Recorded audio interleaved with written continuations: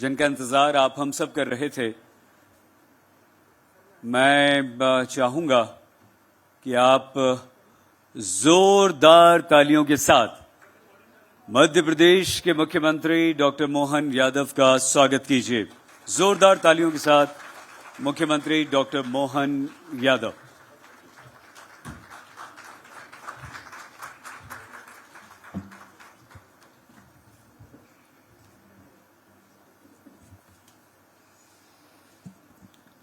बहुत धन्यवाद सर, मुख्यमंत्री जी, हमारे इस कार्यक्रम में शामिल होने के लिए।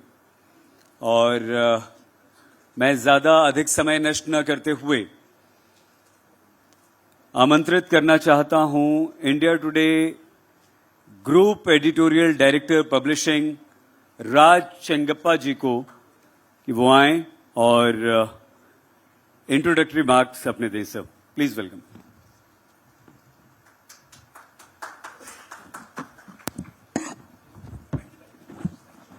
Namaskar everyone, and Honorable Mukhyamantri ji, Dr. Mohan Yadav, Speaker of the Gujarat Assembly, Shankarbai Chaudhary ji, senior officials of Madhya Pradesh government, bade industrialists, professionals, distinguished guests, students be here, all of you all welcome.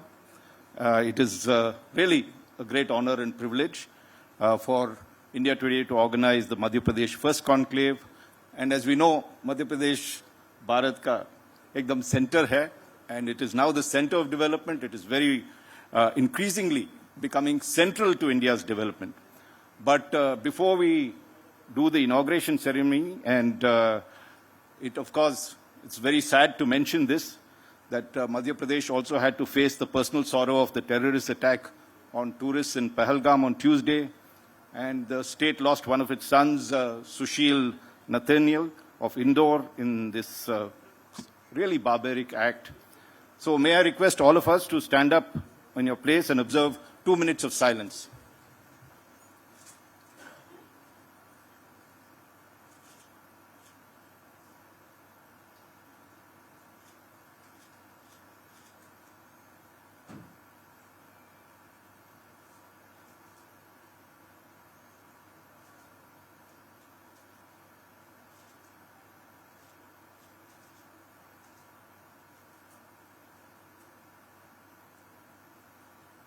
Thank you. Thank you very much, ladies.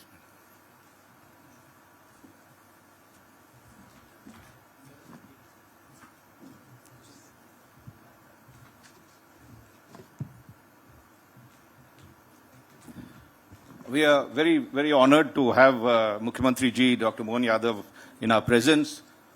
He comes from Ujjain, which is the spiritual capital of Madhya Pradesh. And when we were sitting just now, he was talking about his various degrees that he have, and he makes it really envious. He's got, I think, several degrees that are law. He has a PhD, and among other things. So let's give him a very warm round of applause on that.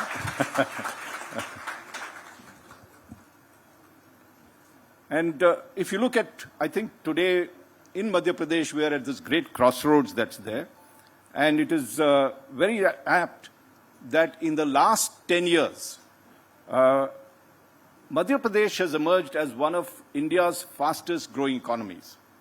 And that is incredible, because I know when I came in 1984, 85 for my first visit over here, it used to be known as the Bimaru state, along with Bihar, Madhya Pradesh, Uttar Pradesh, one of the states, and Rajasthan, of course, was seen as one of the poorest states. So to come back after 40, 50 years and see the kind of growth that has happened, and particularly in the last decade, as I had mentioned, Madhya Pradesh is now ranked among the top 5 annual GDP growth states, and is, of course, seen as one of the most progressive states in the country. So let's give them a very warm round of applause for that. And I just want to mention a few sectors that has shown tremendous progress. And forgive me for speaking in English. My Hindi is terrible, and you'll probably think I come from Bangalore, and I do need to pick up. But let's get into some of the things that's there, which is that when you look at agriculture, and here you can really see the transformation that has happened. It has become one of the top producers of wheat in the country. It tops the charts in pulses and in oilseeds production. Now, all this has happened in the last decade or so, and we have Dr. Siraj Hussain here, former Union Agriculture Secretary. He will be talking about how it all happened and what more needs to be done to make it grow further on this one. We were talking outside with the Mukhyamantri about the fact that we need diversification, that we need more higher value crops that is there. You've done very well on grains. Now can you move it to the other areas? That's it. And because of all this, Madhya Pradesh, the agriculture in Madhya Pradesh contributes as much as 45% of the state's GSDP, which is the gross state domestic product. Nationally, we have the GDP. In states, we have the GSDP. I'm just saying it for the students over here. And while that's a tremendous achievement, every state that begins to have this kind of high agriculture growth now has to move towards what is the most important sector in terms of job generation. Not that agriculture isn't, but one of the most important sectors is industry. And industry currently contributes about 22% of the state's GSDP.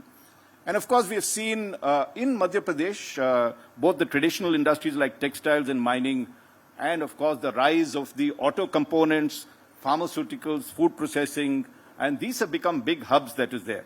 So Madhya Pradesh, over a period of time, is begun to position itself as a big magnet for investment, innovation, and employment. And I think here we must give credit to Dr. Mohan Yadav, the Mukhyamantri, for his new industrial policy that he has announced in February 2025, just before the big investor summit that is there.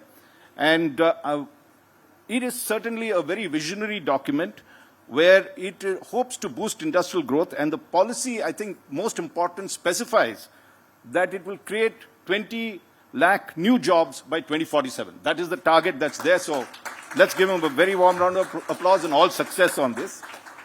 And also, I think, very importantly, the diversification process of industry is happening. You can see that if you look at read the industrial policy, it says that pharmaceuticals, biotechnology, plastics, polymers, and renewable energy units have been designated as what we call the sunrise sectors, where you will give greater encouragement for these sectors, apart from the traditional sectors that are there. And of course, we have top experts later on that will discuss some of these policies, Mukhyamantri, as to what more needs to be done, what are the suggestions for each of these things. The other big area that Dr. Yadav is focusing on is, we were talking about it, the dairy sector. And we just had a wonderful presentation from Mr. Shankarbai Chowdhury on the way, the Gujarat way, and how it can be done in Madhya Pradesh, because he has tremendous plans. And when we were sitting, he was talking about, the Mukhyamantri Dr. Yadav was talking about plans to double milk production in Madhya Pradesh in the next 5 years alone. That's really a very ambitious target. And given the kind of direction Mr. Chowdhury has provided, I'm sure implementation will become the key to ensuring that target is met. So we've dealt with industry and we have dealt with agriculture. Now let us look at the other big sector for growth, which is the services sector. And here currently it contributes about 33% of the GSDP. And we're looking at trade, transport, tourism, and IT. And we've seen what's happened in centers like Indore, even Bhopal now is growing in terms of a service sector. And tourism, which I think at one time, Mukhyamantri, you were chairman of the Tourism Development Corporation in a decade ago. And that has become a very critical area for Madhya Pradesh, because tourism generates a lot of jobs. A lot of youngsters here. This is a place which is the service industry. So you have hotels, you have facilities for tourists to travel, to do other things, sightseeing, guides, all that. That's huge amount of job opportunities. And Madhya Pradesh is gifted by God in terms of its cultural heritage, its national parks. My colleague Rahul Narona is here. Every issue I have something on tigers or other wildlife that is happening here and what needs to be done. So there's great interest in that. And of course, I think Madhya Pradesh has the highest number of tigers in the country. Is that correct? So a warm round of applause for protecting the tigers. And of course, let's not forget the cheetah development that is happening simultaneously. And all this is possible. The main thing in all of this is infrastructure. And that, as we all know, is the backbone for development. And whether it's the development of national highways, the push for smart cities. We've seen how Indore and Bhopal have become the cleanest cities in India, or the ambitious connectivity projects. Just to give you a couple of things of how this is turned around, take a look at power sector, very important for your industry to come up.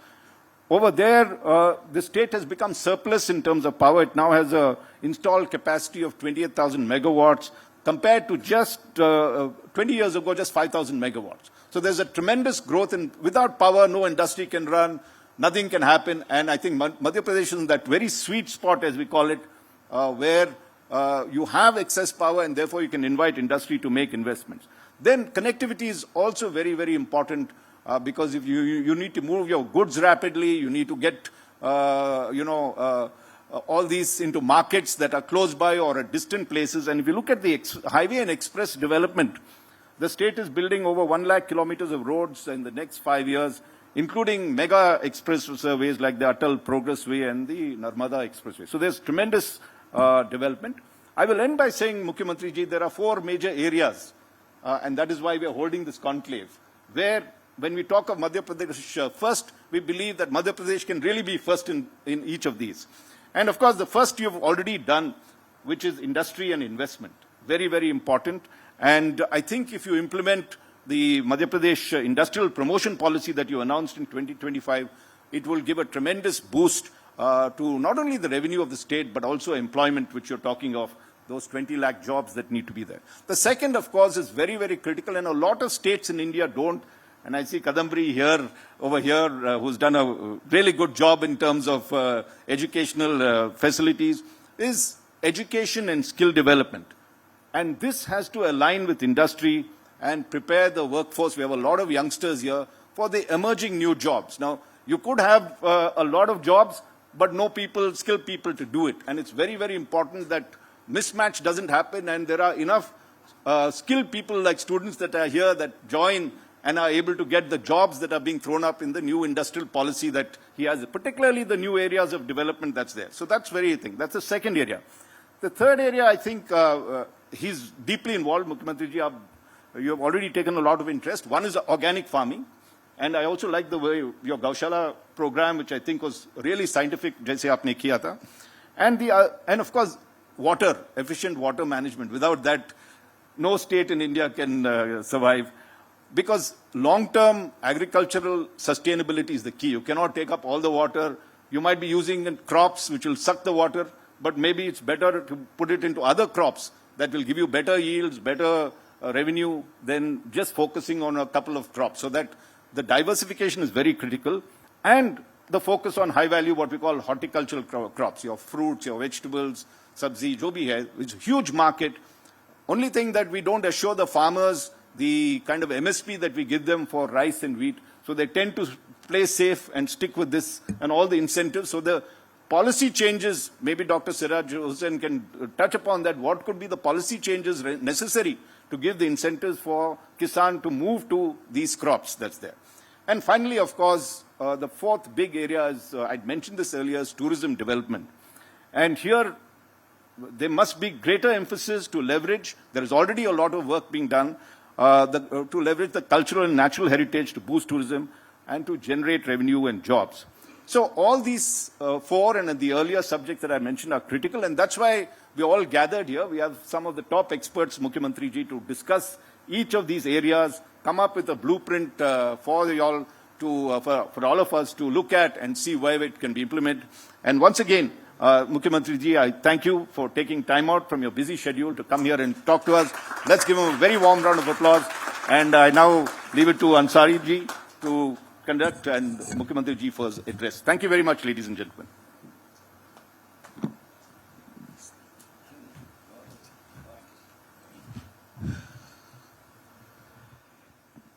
नमस्कार। मैं हमेशा ये कहता हूं कि मुझे Chaudhary sir पढ़े लिखे लोगों से बहुत डर लगता है, और जब भी सर मैं मुख्यमंत्री जी के साथ बैठता हूं तो घबराता हूं। राजनेताओं से डर नहीं लगता सर, पढ़े राजनेता से डर लगता है। इतना पढ़ लिख लिए, इतनी बड़ी बड़ी डिग्री हासिल कर लिए, एलएलबी कर लिया, राज सर आपने कहा एमबीए कर लिया, डॉक्टरेट कर लिया, अरे बाबा रे बाबा। नहीं, उसके अलावा संघ में तृतीय वर्ष, ये बहुत कठिन होता है। जो आरएसएस को जानते हैं, समझते हैं, हमारी भारतीय सभ्यता, संस्कृति और उस विचारधारा को समझते हैं, और जो कार्य आरएसएस का है, वहाँ डॉक्टर मोहन यादव ने जो कार्य किए हैं वो उल्लेखनीय हैं, प्रशंसनीय हैं, और उनकी जितनी प्रशंसा की जाए कम है, और वो आपके मुख्यमंत्रित्व काल में परिलक्षित होते हैं सर। हम India Today group, state of the states, Madhya Pradesh first conclave में आपका बहुत स्वागत करते हैं। लेकिन मैं चाहूंगा राज सर कि आपको बहुत खुशी होगी कि आज इस समय जब मुख्यमंत्री डॉक्टर मोहन यादव आपके साथ बैठे हैं राज सर, तो ये इनका पद संभालने का आज 500वां दिन है।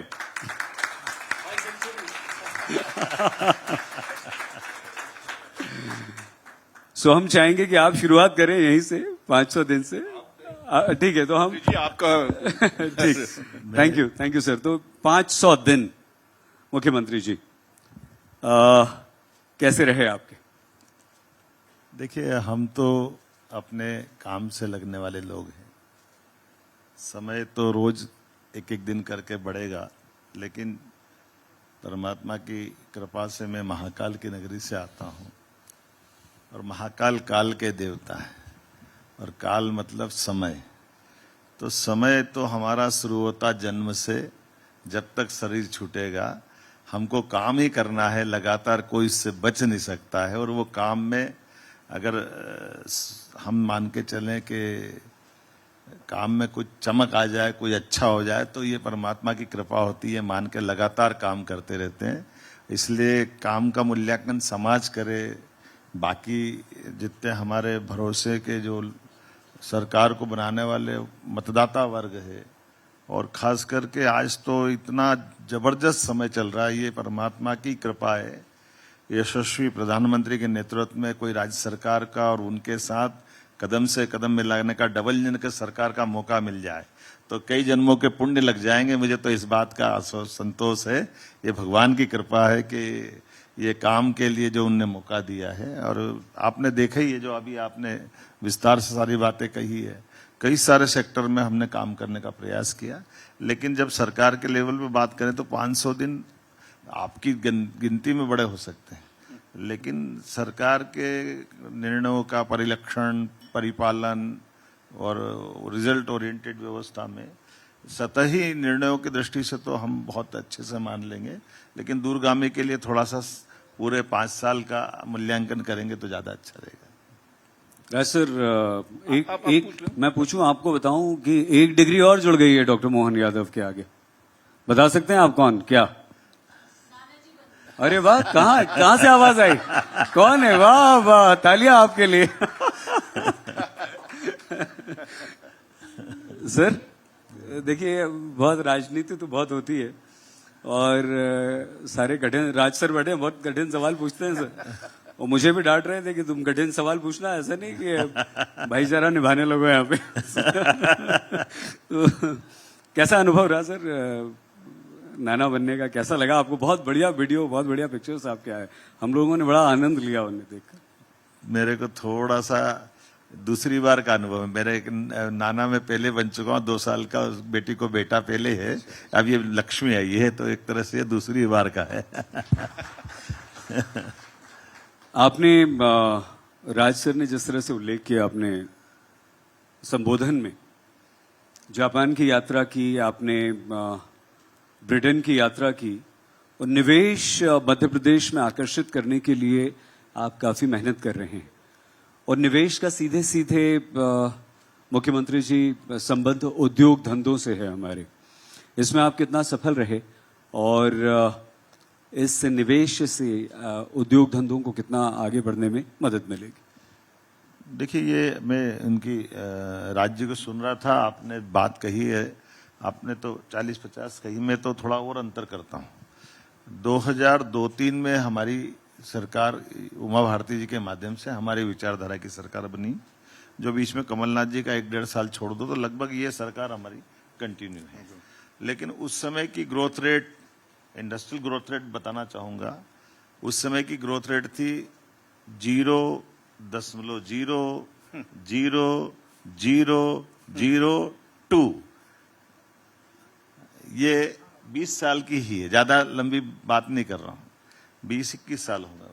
और आज की ग्रोथ रेट है 12% से आगे। ये हमारा वर्तमान का सरकार का तरीका है।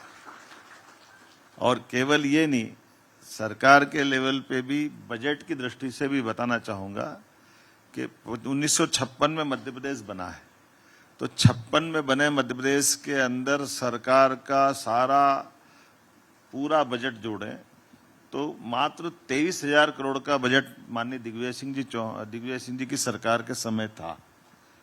और 23,000 से अभी आज की स्थिति में हमारा बजट अभी थोड़े दिन पहले निकला है, वो 4,21,000 करोड़ का है। ये ग्रोथ रेट अपने आप में बताती है कि किसी राज्य के अंदर क्या प्रबंधन होना चाहिए और काम करने का तरीका क्या होना चाहिए। मैंने गेहूं के ऊपर आपने बात निकाली, गेहूं का रेट बताना चाहूंगा। 1956 में 94 रुपए क्विंटल गेहूं था और 55 साल कांग्रेस की सरकार रही, मात्र 600 रुपए क्विंटल उनके तक भाव बढ़ के हुआ। तो ये उनका हिसाब है। और हमने अभी 2600 रुपए क्विंटल खरीद रहे हैं। ये 20 साल में 2,000 रुपए क्विंटल प्लस हमने किया। ये थोड़ा सा किसान की साइड हो, किसी भी सेक्टर की बात करें, आप ऐसा अंदाज लगा ले कि 5 मेडिकल कॉलेज 56 से लेकर के 2002-03 तक थे। आज हमारे पास 30 मेडिकल कॉलेज चल रहे हैं मध्य प्रदेश के अंदर, ये हेल्थ सेक्टर के आधार पर। 4 आयुर्वेदिक कॉलेज थे, आज 50 आयुर्वेदिक कॉलेज है वर्तमान की दृष्टि से। ऐसे एक नहीं कई सेक्टर के बारे में बात कर सकते हैं। लेकिन ये मान के चलता हूं, कोई बात नहीं, बीती ताही विसार दे आगे की सुध ले। पुरानों को कब तक हम बोलते रहेंगे। अब हमको नई छलांग लगाना है, नई तरीके से चलना है। आपने जापान, जर्मनी, इंग्लैंड की बात कही, मैं वो थोड़ा बताना चाहूंगा। इंग्लैंड के अंदर आज यशस्वी प्रधानमंत्री के नेतृत्व में 6ठी अर्थव्यवस्था से 5वीं अर्थव्यवस्था में माननीय मोदी जी के नेतृत्व में देश आगे बढ़ा है। जब हम तीसरे और चौथे नंबर तरफ देखेंगे तो जर्मनी और चौथे और 5वें पे तो जर्मनी और जापान ही दिखेगा। जापान और जर्मनी को पीछे छोड़ते हुए भारत तीसरे नंबर पे आएगा। तो स्वाभाविक रूप से चौथे पे तो हम आ ही गए, समझो 5वें से खसकते हुए। तो हमको उनकी अच्छाइयां भी देखनी पड़ेगी, बड़े पैमाने वहां की संभावना भी देखना पड़ेगी। तो हम अगले दिन से कंपटीशन में है, उनके अंदर हमारे राज्यों से क्या क्या अच्छा हो सकता है, कैसे हो सकता है। तो इस नाते से हमने दोनों पर्पज से यात्राएं की। हमारा व्यापार निवेश भी बढ़े और हमारे यहाँ स्किल डेवलपमेंट के आधार पर यहाँ के लोगों को भी रोजगार मिले, दोनों तरफ से देखने में। क्योंकि आपने देखा कि जर्मनी हो या जापान हो, धीरे धीरे वहाँ मैन पावर की कमी है और स्किल की तो बहुत ज़्यादा ही कमी है। तो ऐसे में हम उनके लिए क्या काम आ सकते हैं। टेक्नोलॉजी में हमसे थोड़े से आगे, तो उनका हम अपने यहाँ कैसे लाभ ले सकते हैं। ऐसे कई प्रकार के परस्पर अपने बाहर जाने का ये लाभ भी मिलता है।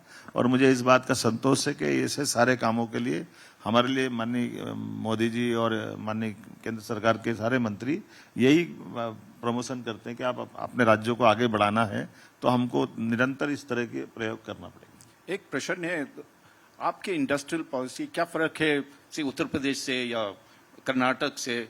आपने जापान और ब्रिटेन स्टडी किया, यहाँ पे क्या अलग से आपने किया है?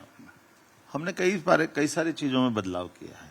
जैसे उदाहरण के लिए हमारे यहाँ लैंड होल्डिंग अच्छी है, तो हमने जमीन की उपलब्धता के बारे में कोई हमारा अच्छा कोई ऑफर लाएगा तो हम उसको जमीन सब तरह से दे सकते हैं। बिजली में भी हमने गुंजाइश दी है, टैक्स के लिए भी छूट दी है, यहाँ तक कि लेबर के लिए भी हमने, अगर रोजगार आधारित इंडस्ट्री दो तरह से ली है। इंडस्ट्री एक इंडस्ट्री वो है कि जो केवल अच्छी मशीनें ला करके व्यापार व्यवसाय करे, तो ऐसे लोगों को भी हम प्रमोट कर रहे हैं, कोई बात नहीं आप करिए। लेकिन हमारी प्राथमिकता है हमारे राज्य के युवाओं को रोजगार दिलाने के लिए।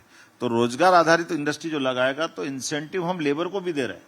प्रति लेबर 5,000 रुपया महीना, 4,000 तक की इंडस्ट्री के लिए रेडीमेड गारमेंट्स में हम इसमें भी प्रमोट कर रहे हैं कि बड़े पैमाने पर जो जिस प्रकार की लेबर ओरिएंटेड इंडस्ट्री लाएगा उनको हम अपने तरफ से सपोर्ट कर रहे हैं।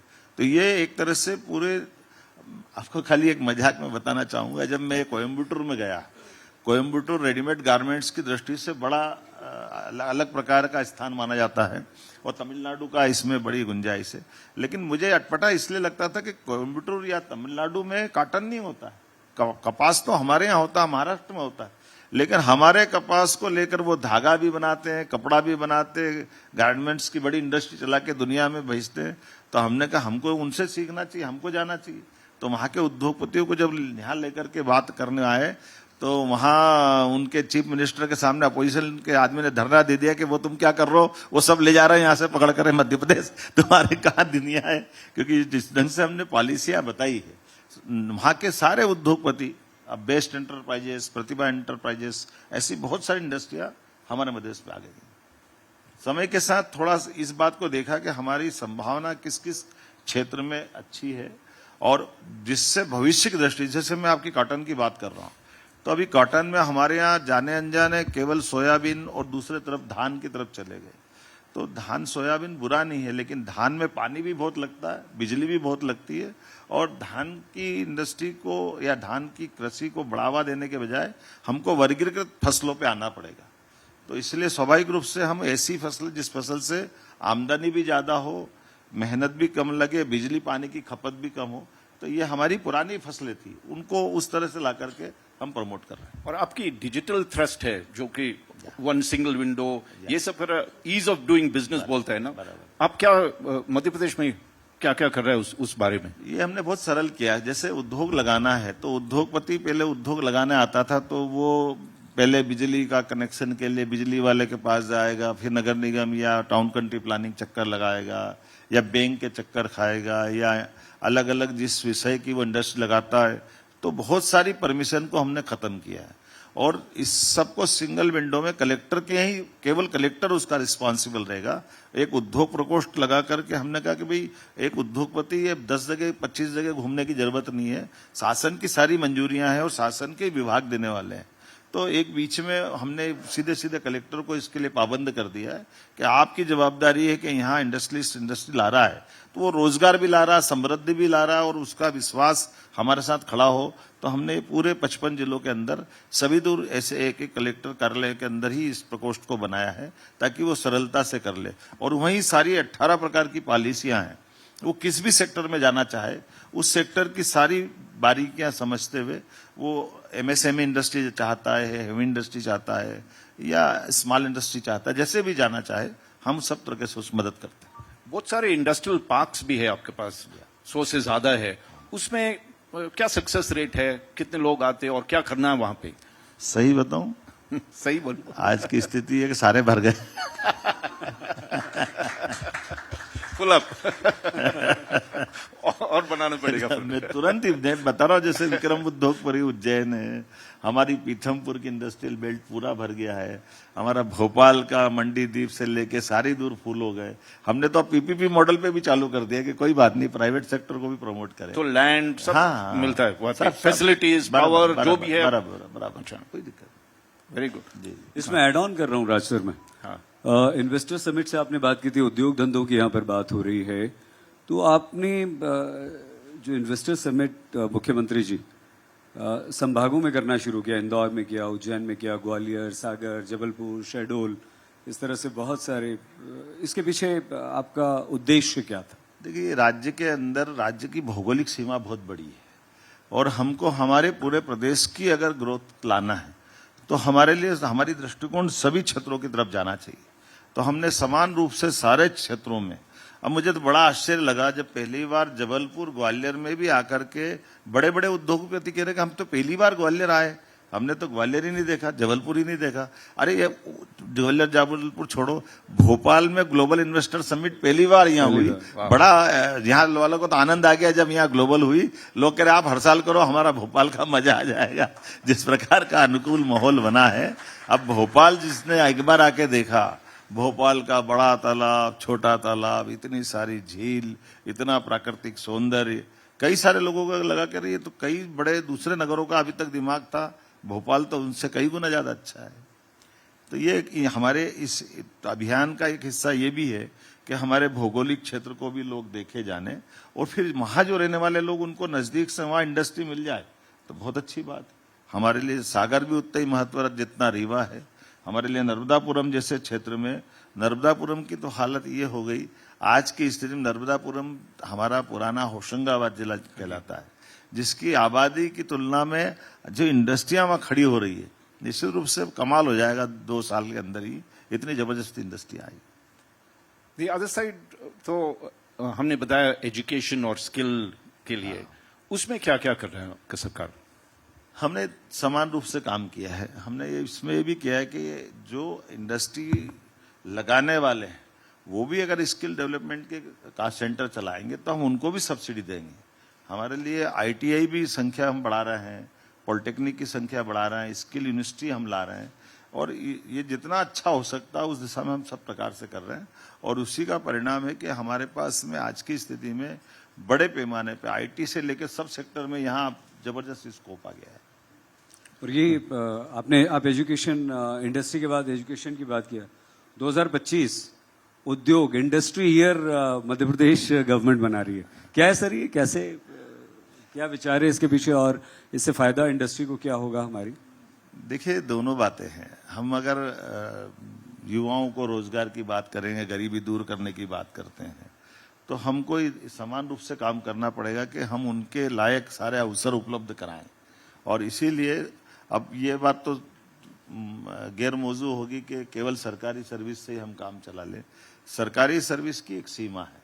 उदाहरण के लिए आज भी हम पूरे देश के अंदर आंकड़ा देखेंगे तो अकेले ही अभी हम ये कली पहलगांव की बात अपन करते हैं तो हमको ये देखना पड़ेगा कि हमारे पास में आबादी के साथ साथ संयुक्त राष्ट्र संघ की बहुत सारी मजबूरियों के कारण से हम रोजगार की सीमा, सरकारी नौकरियों की सीमा, ये बहुत नगण्य के बराबर है। इसको आंकड़े में भी बताओगे तो बहुत अटपटा लगेगा। तो हमारे यहाँ तो वैसे भी स्वावलंबन की परंपरा है। गांवों में, शहर में हमारे सारे उद्योग धंधे, रोजगार अपने यहाँ तो परंपरा ही रही है। तो ऐसे में इंडस्ट्रियों को प्रोत्साहन दे रहे, तो जैसे ग्लोबल इंडस्ट्री कॉन्क्लेव और रीजनल इंडस्ट्री कॉन्क्लेव सब मिला करके तो 23 लाख से ज्यादा लोगों को रोजगार मिलने वाला है हमारे अपने अकेले मध्य प्रदेश के अंदर। और 1 लाख पद हम सरकारी भर्ती के लिए हम निकले में हैं और सब मिलाकर 5 साल के लिए संकल्प पत्र में हमने 2.5 लाख पद की बात कही। तो ये तो पूरा पुराने साल की बात बता दी। अभी वापस एग्रीकल्चर जैसे इंडस्ट्री कॉन्क्लेव और ये हम अपने आईटी का 27 तारीख को इंदौर में करने वाले हैं। तो ये खत्म नहीं कर रहे हैं, इसको लगातार चलाते जा रहे हैं।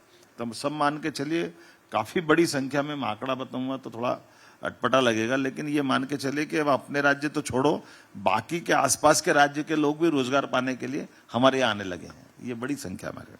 वन एस्पेक्ट आपने बताया, जब वहां बाहर बैठे हम बात करते थे, उसमें डेयरी डेवलपमेंट का ये आपकी एक बड़ी थ्रस्ट है।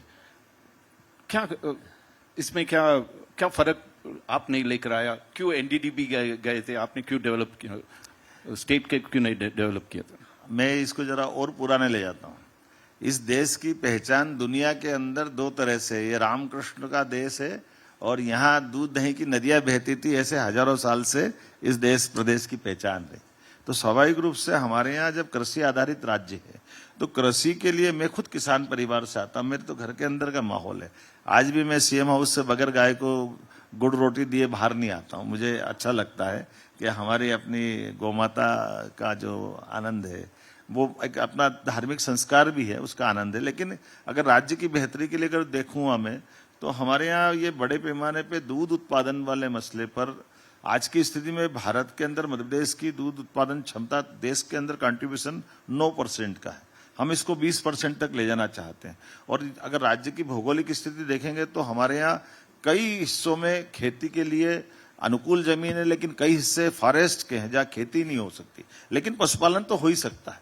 जब हमारी लगभग 1.5 करोड़ से ज्यादा आबादी अपनी वनांचल की है, अपने आदिवासी अंचल की, तो ऐसे में उनको पशुपालन से जोड़ करके, और पशुपालन भी उन्नत पशु के आधार पर, दूध की क्वालिटी भी, दूध उत्पादन भी आज 9% से 20% तक हम ले जाना चाहते हैं।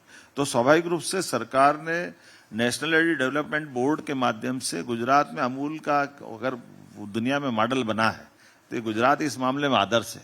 और ये भारत सरकार की नेशनल डेयरी डेवलपमेंट बोर्ड के माध्यम से उन सारी चीज़ों को हम सीख करके हमारे यहाँ के डेयरी प्लांट की मशीनरी सारी सुधरवा करके, उन्नत पशुओं की नस्ल सुधरवा करके, दूध के उत्पादन क्षमता बढ़ाते हुए तो कई प्रकार की योजनाओं को हमने लागू कराया है। उन योजना में सभी प्रकार के, अभी आमतौर पर पशुपालन की बात कहते हैं तो वो हमारे पुराने जमाने वाली वो कई सारी दूसरी कठिनाइयां दिखाई देती है, लेकिन ये वास्तव में उद्योग है।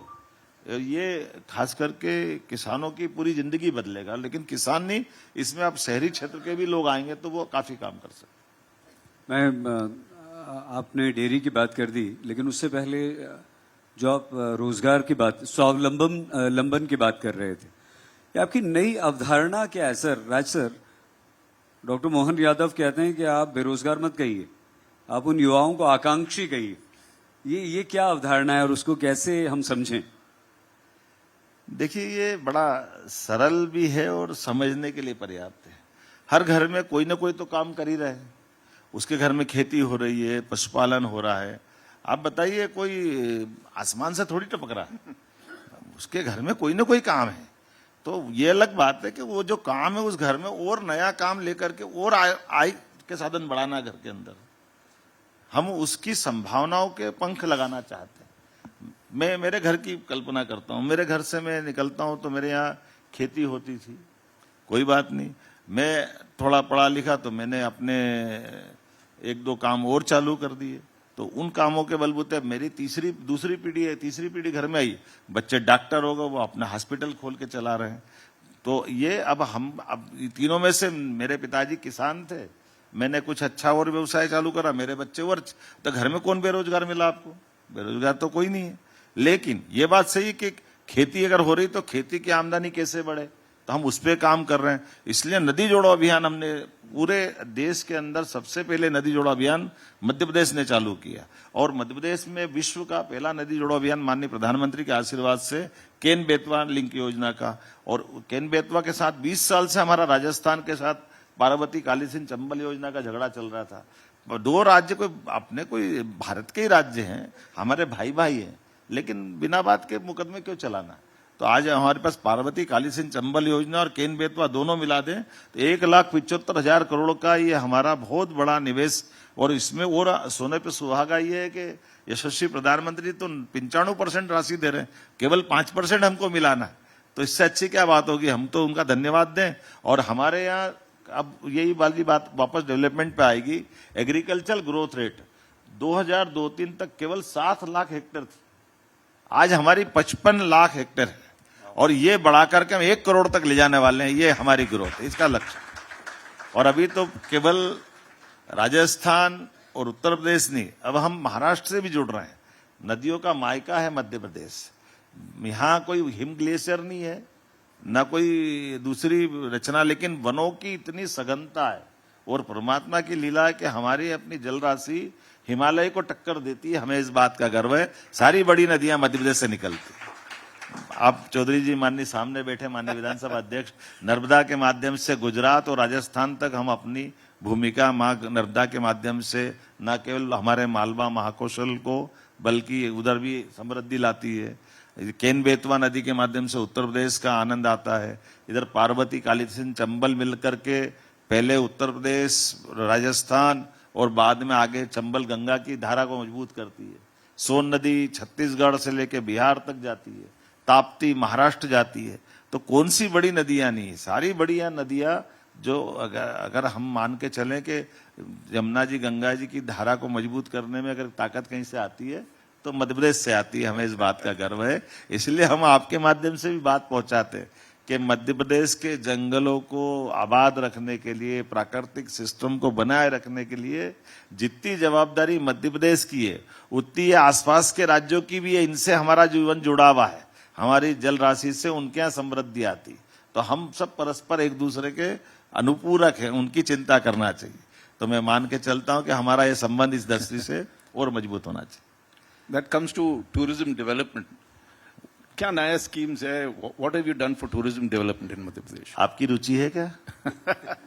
आपको मैं बहुत सारी चीज बता सकता हूँ। भाई, अभी हमने अभियान चलाया हुआ इंडिया टुडे ग्रुप आ जाए, बहुत अच्छा। हम टूरिज्म के लिए आपको होटल की जगह देना चाहेंगे, आप जहां चाहो अच्छे से बनाओ। मनोज शर्मा है यहाँ पे। 30% की सब्सिडी देंगे, सीओ आपके यहाँ है, आप भी आइए, कोई तकलीफ नहीं। आप 5 स्टार होटल खोलो, 7 स्टार खोलो, होम स्टे, यहाँ तक कि गांव के अंदर लोग होम स्टे करना चाहेंगे, होम स्टे को भी बढ़ावा दे रहे हैं। हमारे यहाँ समान रूप से सबको बढ़ावा दे रहे हैं। इतना ही नहीं, आप हेलीकॉप्टर सर्विस देना चाहेंगे, हम अपने टूरिज्म स्पॉट पे आपका हेलीकॉप्टर से हम इंसेंटिव देंगे, आपका हेलीकॉप्टर आप चलाते रहो, हमारे लोगों को यहाँ से वहां तक पहुंचाते रहो। आप प्लेन लेना आओ तो प्लेन की गुंजाइश दे देंगे। आपने कहा कि हम अपने रोजगार परक टूरिज्म के लिए काम करना चाहते, तो रोजगार पर्यटन से भी मिलता है। हम तो पर्यटन से अभी हेल्थ टूरिज्म भी डेवलप कर रहे हैं। अगर आपके परिवार में चिकित्सक है तो आयुर्वेद का, एलोपैथिक का, नेचुरोपैथी का अगर वो कोई संस्थान डालना चाहते, हम उनको भी सब्सिडी दे रहे हैं। आप तो बताओ क्या करना, हम तो सब करने को सर मुझे मनोज शर्मा से गौशाला बनाएंगे। मैं तैयार हूँ बिल्कुल। 5,000 की गौशाला लाओ, 25% अनुदान आपको भी देंगे। बट गौशाला के बारे में आपको कुछ नया स्कीम बना है? हाँ, क्या किया अपनी? हमने तीनों तरह से काम किया है कि जो नगर निगम के या बड़े महानगरों में आमतौर पर गो पालन की दिक्कतों के कारण से लावारिस, अपाई जैसी जो गौमाताएं भटकी घूमती थी, उनको सबको हमने कहा कि नगर निगम एक 10-10 हजार की बड़ी गौशालाएं बनाए, बाद में नगरीय निकाय नीचे तक ले जाए उनको, और उनके लिए भी अनुदान हमने 20 रुपया से गौशाला में 40 रुपया प्रति गौमाता किया है, ताकि वो अपने आराम से रखे। सरकार उसका खर्चा उठाने को तैयार है। बाद में आधुनिक रूप से सीएनजी गैस और आजकल तो बहुत सारी चीजें अच्छी निकलती हैं, तो उनके लिए वो अपना काम करेंगे, अदरवाइज सरकार भुगत लेगी। उसी प्रकार से कोई व्यक्तिगत रूप से भी गोपालन करना चाहता है तो 25 गाय अगर वो पालता तो 25% अनुदान उसको भी देने को तैयार है। 25-25 के 8 यूनिट, अच्छा 200 गाय तक भी कोई व्यक्तिगत रूप से पालना चाहे तो पाल सकता है, उसका अनुदान हम देने वाले हैं। और इससे बढ़कर के मान लो 5,000 से बड़ी गौशाला कोई खोलना चाहता है तो उसके लिए भी जैसे इंडस्ट्री को हम सब प्रकार की सब्सिडी दे रहे हैं, ऐसी सब प्रकार की सब्सिडी उन गौशालाओं की, बड़ी गौशालाओं के लिए भी देने को तैयार। कुल मिलाकर के आज के समय में ये पशुधन है हमारे लिए। इसको इस तरह से देख करके जो जैसे इंडस्ट्रियों में सारी चीजें आती है, वो सारे लाभ के काम इसमें जुड़े हुए हैं, इसमें कोई गलत नहीं है। और ये हमारे ऑर्गेनिक खाद और तमाम प्रकार की कई सारी चीजों में मदद करेगा। दूध तो है ही, दूध का हमको लाभ मिलेगा, रोजगार भी बड़े पैमाने में मिलता है।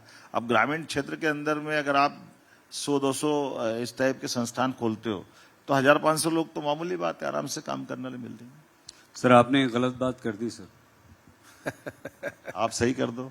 अरे सर वो सीईओ साहब है ना मनोज शर्मा जी, सर वो तो अभी चिट्ठी पत्री अभी बन जाएगी सर। सुदाम जी भी पास में बैठे, यही साइन वाइन करवा लेंगे सर। मैं तो आपके यही साइन करवा लेंगे सर। मैं तो आपके माध्यम से बोल इसलिए रहा हूँ कि राज्य के अंदर भी सुन के आ जाए और राज्य के बाहर के भी आ जाए, हम सबकी मदद करने को तैयार है। सर मुझे राज सर एक बात याद आ गई। ये जो इंस्टेंट क्या बोलते हैं उसे, कि निर्णय कर लिया, फैसला कर लिया, तबला दिवस मुख्यमंत्री जी ने घोषित किया। अगर मैं गलत नहीं हूं सर तो 25 दिसंबर। वो हितेंद्र दीक्षित जी हैं, वो यहाँ हैं भी, वो देखिए। एक बार क्या हुआ, एक तबला का कार्यक्रम चल रहा था सर, सो इन्होंने मांग कर दी, वहीं मुख्यमंत्री जी ने वहीं घोषित कर दिया उसी समय। तो मनोज सर फाइल सुदाम खाड़े जी बैठे हुए सर तुरंत। सर 2 प्रश्न बहुत रह गए मुझे और याद आ गए। सम्राट विक्रमादित्य और दिल्ली में दोस्तों मैं खुद देखकर आया, वो जो महानाट्य हमने देखा, अद्भुत है सर। लाल किले पे जो उसका मंचन हुआ है, वो एक इसी तरह का चौधरी सर प्ले हुआ था अनारकली, ताजमहल, उसमें थोड़ा सा कंफ्यूज कर रहा हूँ, उसको आपने बीट कर दिया सर। वो भी भव्य था, दिव्य था। लेकिन ये कैसे विचार आया और कैसे आपने किया? 3 दिन तक दिल्ली लाल किले पर उसका आयोजन हुआ, प्रधानमंत्री गए, गृह मंत्री गए, और कौन नहीं आया सर? वो क्या था, क्यों, इसके पीछे का विचार क्या है? देखिए, यशस्वी प्रधानमंत्री कहते हैं विरासत से विकास की ओर। तो विरासत की जब हम बात करेंगे तो विरासत में हमारे ऐसे सारे सुशासकों की लंबी मालिका दिखाई देगी, जिनके जीवन काल में उन्होंने शासन भी चलाया, लेकिन शासन ऐसा चलाया कि सुशासन की बेहतर से बेहतर उदाहरण उनने दी है, वो मिसाल कायम की। तो ऐसे में विक्रमादित्य का 2000 साल पुराना अद्भुत शासन काल है। उनसे 2200 साल पहले चले जाओ तो सम्राट अशोक का काल हमको ध्यान में आता है, और उससे 300 साल पहले जाओ तो चंडे प्रद्योत का काल आता है, और उससे 2500 साल पहले जाओ तो भगवान कृष्ण का काल हम सबको ध्यान में आता है। तो हमारे तो लंबी परंपरा, इसी को तो सनातन कहते हैं, जिसका कभी अंत नहीं हुआ। ये जो सनातन, इसका मतलब ही है, तो ऐसे जब शासन की बात कर रहे हैं, जब सुशासन की बात कर रहे हैं, तो सुशासन में हमको ऐसे अपने मार्गदर्शक या ऐसे आदर्श शासक को सामने ला करके, तो हम जब विक्रमादित्य की बात करते हैं तो विक्रमादित्य के जीवन के इतने सारे पक्ष हैं कि उनके जीवन में वो सुशासन की, वीरता की, दानशीलता की, अपने इतनी प्रकार की व्यवस्था, जहाँ तक कि वो दंडित करने के लिए न्याय परंपरा की। अब मैं आपको उनकी न्याय की मिसाल केवल एक देना चाहूँगा। जब उनने शकों को अपने देश से खदेड़ के बाहर कर दिया, तो शकों को खदेड़ने के बाद इसी बीच उनकी शक की राजकुमारी भटक करके इनके साथ आ गई थी। परिवार ने उचित अवसर देख करके, सबकी रजामंदी करके विवाह हो गया विक्रमादित्य का शक राजकुमारी के साथ। अब जब शकों को परास्त किया और इनके अर्थात राजकुमारी के भाई, जो उस समय पद्मावती, उज्जैन, मथुरा सब पे शासन कर रहे थे, वो जब बंदी बनाकर लाए गए, वो बंदी बनाकर लाके प्रस्तुत किए कि इनको क्या दंड दिया जाए, तो विक्रमादित्य के साथ में महारानी भी मौजूद है। महारानी ने हाथ जोड़ के कहा कि महाराज कुछ भी करो, ये मेरे भाई है, इन पे दया करना, क्योंकि जो जाने अनजाने अपराध हुआ इनको जेल में डाल दो, सजा दे दो। विक्रमादित्य खड़े होते हैं, वो कहते हैं कि इनने निरपराध अबला, नारी, महिला, पुरुष सब पे अपराध किया है, और विक्रमादित्य के काल में ये सजा के लिए सामने प्रस्तुत हुए हैं। ऐसे में अगर मैं इनको सजा से बचाता हूं तो मैं देश के साथ न्याय नहीं करूंगा, भले ये तुम्हारे भाई क्यों न हो। तो उनने कहा इनको तुरंत हाथी के पैरों के तले मार दो, और उनने अपने सामने उनको भी मार करके न्याय करा। ये विक्रमादित्य के शासनकाल की गौरवशाली परंपरा। ये ऐसे शासकों से हम सारी व्यवस्थाओं को सीख सकते हैं। और केवल ये नहीं, शासन में हमारे यहाँ विक्रम संवत आता है, अपन सब गुड़ी पड़वा से चालू करते हैं, तो संवत किसी के महापुरुष के जन्म से मृत्यु से हमारे यहाँ नहीं है, वो शासन चलाने में हकदार है। जैसे अभी मैं आपको सब्सिडी की बात करता हूँ, तो जो समझते हैं वो तो समझते हैं, जो नहीं समझते वो जाने अनजाने कह देते कि पैसे क्यों सरकारी दे रहे हो, इससे बचो। लेकिन अगर हम नहीं देंगे तो कैसे रहेगा। तो ये शासन का विक्रमादित्य का उदाहरण है कि वो अपने प्रजा के ऊपर जब विक्रम संवत की शुरुआत कर रहे हैं, तो किसी के ऊपर भी 1 रुपए का भी कर्जा हो तो वो आह्वान हो, अपने यहाँ परंपरा थी, सब अपने कर्जे देने वालों को, लेने वालों को हमारे पास आ जाओ, और सबका कर्जा, वो पूरे अपने देश का कर्जा, अपने घर, अपने कोष से सबका कर्जा माफ करते कि ये सारा कर्जा सरकार देगी, आप पे किसी पे कर्जा नहीं होना चाहिए। तो केवल रावण की लंका ही सोने की नहीं थी, ये हमारी परंपरा ऐसी है जो इस तरह से नागरिकों पे कोई कर्जा नहीं होना चाहिए सब। और केवल कर्जा नहीं, और लोगों ने कहा कि ये तो कर्जा मतलब पुराना चूक गया, अब आज काम करेंगे तो फिर क्या करेंगे। तो ने कहा एक काम करो, इतना ही धन और ले जाओ कि कल भी तुमको कर्जा नहीं ले जाना, किसी से कर्जा नहीं लेना पड़े। तो ये जो गौरवशाली परंपरा हमारी है, ये आना चाहिए। और इतना ही नहीं, विक्रमादित्य का तो हम सब जीवन देखते हैं, वो अपने शासन की व्यवस्थाओं के लिए आदमी भूत से लड़ जाए, भूत को पकड़ लाए, वो विक्रमादित्य, कितना अच्छा विक्रमादित्य का चरित्र है। तो वो क्यों नहीं आना चाहिए सबके सामने।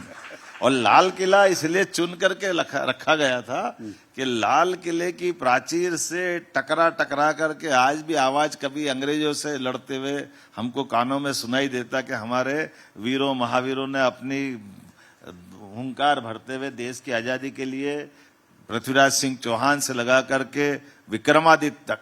दिल्ली तो वो जगह है जहां पर अगर विक्रमादित्य की तलवार नहीं लहराएगी, और आज के समय में तो किसकी लहराएगी, दुनिया भारत की तरफ देख रही है।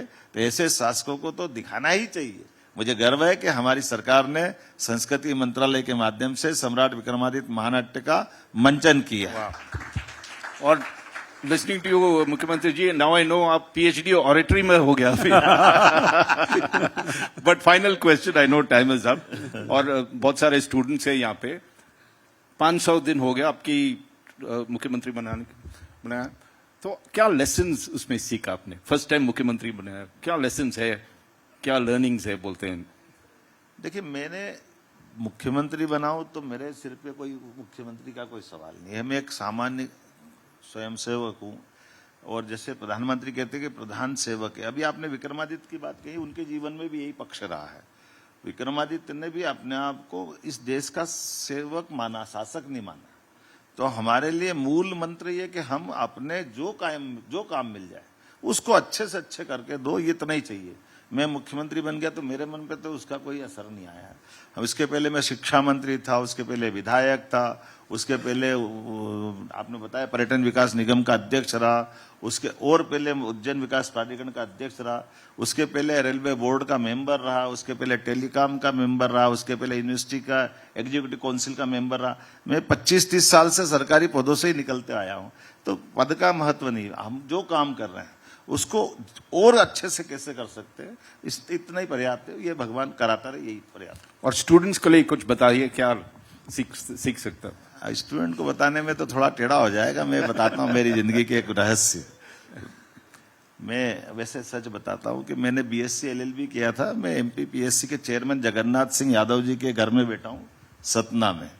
तो ऐसे खाना खाते बात करते करते, उस समय अर्जुन सिंह जी की सरकार थी, और माफ करना वो तो भगवान के यहाँ गए, लेकिन उस दौर में ऐसा माना जाता था कि सरकार बहुत कुछ कर सकती है, तो नौकरी वोकरी में भी उल्टा पुल्टा कर लेते थे। तो ऐसे उनने बात करते करते कहा कि बेटा आपने क्या किया? तो मैंने कहा मैंने बीएससी एलएलबी किया है। तो बोले तुम एमपीपीएससी दे दो तो मैं तुमको डिप्टी कलेक्टर बना दूंगा, तो तुम्हें क्या दिक्कत है? तो अब मेरे तो उस समय मुश्किल से 24 साल से भी छोटी उम्र था, लेकिन मैंने कहा कि माफ करना, आप मेरे को डिप्टी कलेक्टर बनाओगे अच्छी बात है, लेकिन मैं नौकरी करने के लिए पैदा नहीं हुआ। मेरे यहाँ तो आईएएस मेरे हाथ के नीचे काम करेंगे, मैं ये सपना देखता हूँ।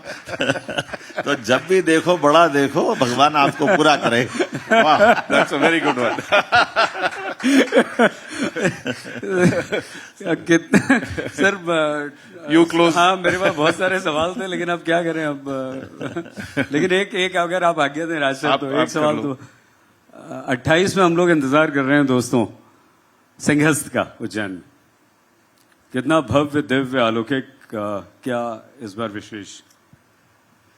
देखिए, उज्जैन का अर्थ केवल उज्जैन नहीं है, ये हमारी कुंभ परंपरा है।